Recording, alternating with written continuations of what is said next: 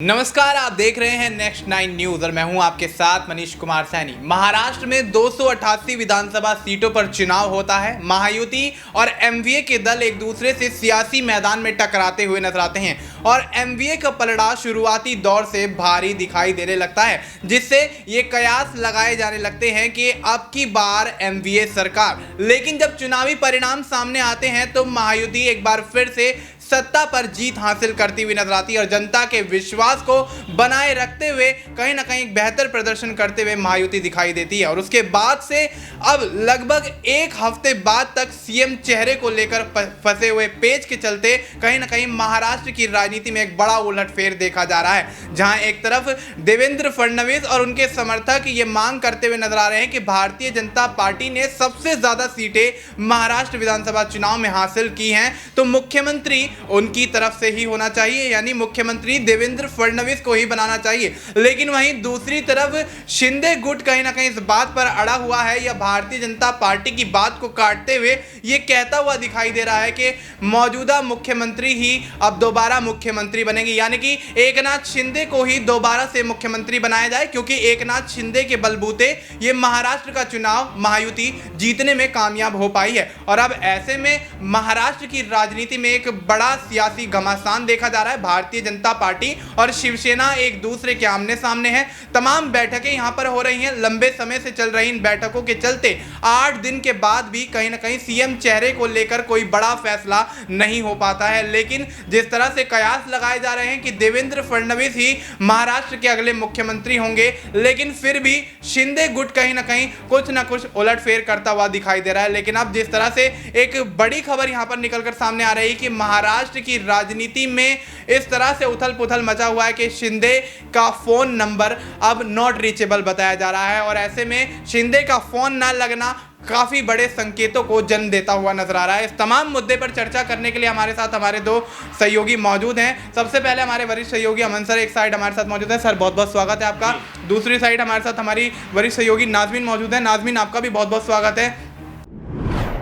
ऐसे में महायुति का साथ छोड़ेंगे या फिर कोई बड़ा फैसला यहां पर महाराष्ट्र की राजनीति को एकनाथ शिंदे का हिला कर रख देने वाला है। लेकिन देखा जाए तो जिस तरह से अब यहां पर यह भी चर्चाएं बनती हुई नजर आ रही हैं कि वो अपने पुरानी सहयोगी या यूं कहें कि अपनी पार्टी के पुरानी पार्टी के नेता उद्धव ठाकरे के संपर्क में भी कहीं ना कहीं नजर आ रहे हैं। तो अगला सवाल यहां पर सर आपसे रहेगा कि क्या लगता है, क्या वाकई एकनाथ शिंदे का फोन ना उठाना, अचानक से महाराष्ट्र की पूरी खलबली को छोड़कर कहीं ना कहीं अकेले अपने गाँव की तरफ निकल जाना, फोन को स्विच ऑफ कर देना, तमाम चीजें हैं जो कहीं ना कहीं संकेत देती हैं कि महायुति से कहीं ना कहीं नाता तोड़ते हुए यहां पर शिंदे दिखाई दे रहे हैं। तो क्या लगता है, क्या उद्धव के साथ यहां पर मुलाकात तो नहीं हो रही है? क्या उद्धव के साथ कोई नई खिचड़ी तो नहीं पकड़ी है? क्या कहना चाहेंगे? देखिए बिल्कुल, और इसमें महत्वपूर्ण बात ये भी है कि जिस तरह शिंदे मुख्यमंत्री के तौर पर चुनाव में गए, पार्टी ने चुनाव में बेहतर प्रदर्शन किया, बीजेपी को अच्छी सीटें मिली, अजीत पवार को भी अच्छी सीटें मिली, तो शिंदे गुट का यही कहना है कि भाई कम से कम उनके नाम के सहारे आपको जीत मिली। आपने देखा कि जो एकनाथ शिंदे ये बात कहते हुए नजर आया कि जो उपाधि मुझे मिली है लाडला भाई की, वो उपाधि जो है मुख्यमंत्री के पद से भी बड़ी उपाधि, यानी कि उनका स्पष्ट ये कहना था कि लाडली योजना के जरिए कहीं ना कहीं बीजेपी ने महाराष्ट्र के अंदर सरकार अपनी बनाई है, या यूं कहा जाए तीनों दलों ने मिलकर सरकार अपनी बनाई है। ऐसे में अगर शिंदे को अलग थलग कर दिया जाएगा, मुख्यमंत्री नहीं बनाया जाएगा, तो लोगों के अंदर मैसेज गलत जाएगा। और इसी बात को लेकर लगातार वो दबाव बना रहे हैं कि भाई अगर मैं मुख्यमंत्री था तो मेरे ही नाम पर मोहर लगनी चाहिए। लेकिन बीजेपी जो 132 सीटें जीतकर सबसे बड़ा दल बनकर उभरी है, वो लगातार अपनी ताकत बताना चाहती है, दिखाना चाहती है कि भाई अगर आप नहीं तो कोई और नहीं तो कोई और सही, लेकिन सरकार में तो हम बनेंगे, मुख्यमंत्री हमारा होने वाला, नवनीत राणा हो या कोई और नेता हो बीजेपी के, लगातार यही बात कहते हुए नजर आ रहे हैं कि भाई मुख्यमंत्री इस बार हमारा बनने वाला। आप देखिए रामदास अठावले ने भी यही बयान दिया कि भाई अब शिंदे को केंद्र में आ जाना चाहिए और मुख्यमंत्री देवेंद्र फडणवीस को बना देना चाहिए। लेकिन अगर केंद्र में कह सकते हैं अगर यहाँ पर शिंदे आ जाते हैं तो उनकी पार्टी को बहुत बड़ा लॉस हो सकता है,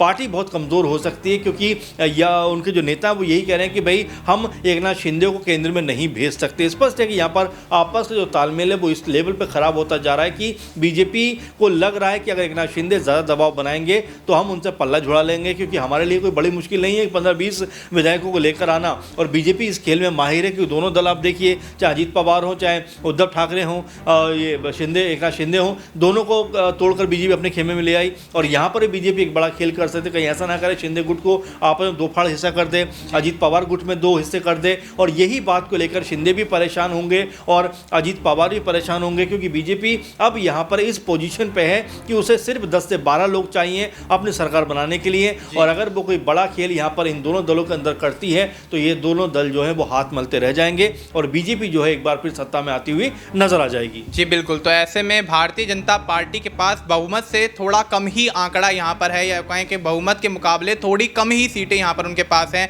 132 सीटों पर भारतीय जनता पार्टी यहाँ पर जीत दर्ज करती हुई नजर आई है और 145 लगभग विधायक यहाँ पर होने चाहिए समर्थन के लिए, तो सरकार बनाने के लिए। तो अब क्या वो 145 विधायकों को पूरा करने के लिए भारतीय जनता पार्टी कोई नया हथकंडा यहाँ पर अपनाती हुई नजर आएगी? एक आखिरी और छोटा सा सवाल यहाँ नाज़मीन से लेना चाहेंगे। नाज़मीन, क्या लगता है, जिस तरह से सर ने सिनेरियो समझाया कि अगर यहाँ पर अजीत पवार पीछे हाथ खींच लेते हैं और शिंदे भी जिस तरह से संपर्क तोड़ते हुए नजर आ रहे हैं, तो भारतीय जनता पार्टी कहीं ना कहीं कुछ ना कुछ करके यहाँ पर सरकार बनाती हुई नजर आएगी। तो क्या लगता है, क्या वाकई भारतीय जनता पार्टी भी इस चीज़ को लेकर प्लानिंग कर चुकी है?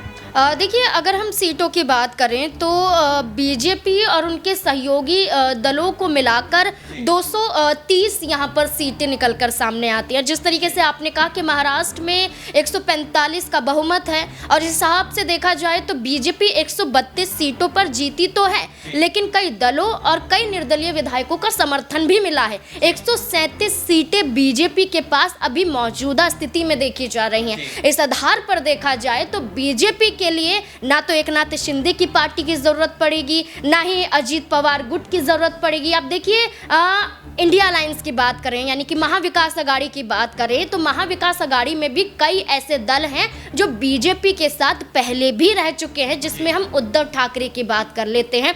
उद्धव ठाकरे बीजेपी के साथ गठबंधन में पहले भी आए हैं और ये स्थिति हमने देखी है कि देवेंद्र फडणवीस के जरिए ही उद्धव ठाकरे ने बीजेपी से गठबंधन भी तोड़ा था। लेकिन आज उद्धव ठाकरे की स्थिति ये है कि मात्र 20 सीटों पर सिमट कर वो रह गई है। और अगर हम चाहें तो उद्धव ठाकरे गुट के जरिए ये संकेत भी दिए गए थे कि बीजेपी को देवेंद्र फडणवीस का नाम आगे करना चाहिए और कहीं ना कहीं देवेंद्र फडणवीस को सीएम पद की शपथ ले लेनी चाहिए। बीजेपी इतनी देरी कर ही क्यों रही है? यहाँ तक कि उद्धव ठाकरे ने ये तक कह दिया था कि एकनाथ शिंदे का हाल वैसा है जैसा हाल मेरा था। अब एकनाथ शिंदे को बीजेपी के अंडर रहकर काम करना पड़ेगा। तो ये दर्शाता है कि उद्धव ठाकरे एकनाथ शिंदे के खिलाफ तो हैं, लेकिन बीजेपी का समर्थन कर रहे हैं। अगर उद्धव ठाकरे ने ही बीजेपी से हाथ मिला लिया तो आसानी से वो सरकार तब भी बना रहे हैं, आसानी से देवेंद्र फडणवीस यहाँ पर सीएम पद की शपथ ले लेंगे, क्योंकि उद्धव ठाकरे को सत्ता में रहना है। वो तो उप मुख्यमंत्री पद से भी खुश रहेंगे, वो कोई और विभागों के साथ भी खुश रहेंगे। उद्धव ठाकरे एक ऑप्शन यहाँ पर नजर आता है महाराष्ट्र में। अगर एकनाथ शिंदे खेल बिगाड़ते हैं बीजेपी का,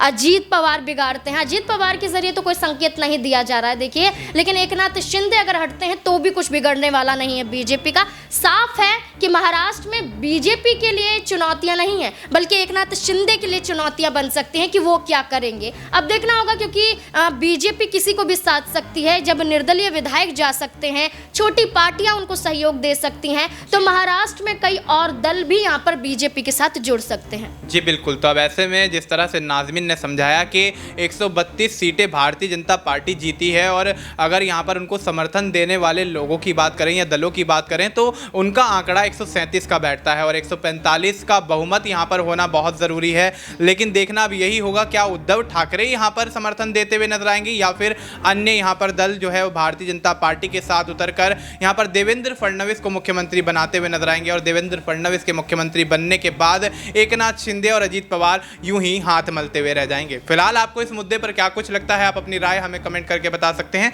बाकी देश और दुनिया से जुड़ी तमाम जानकारी के लिए आप देखते रहिए नेक्स्ट 9 न्यूज़।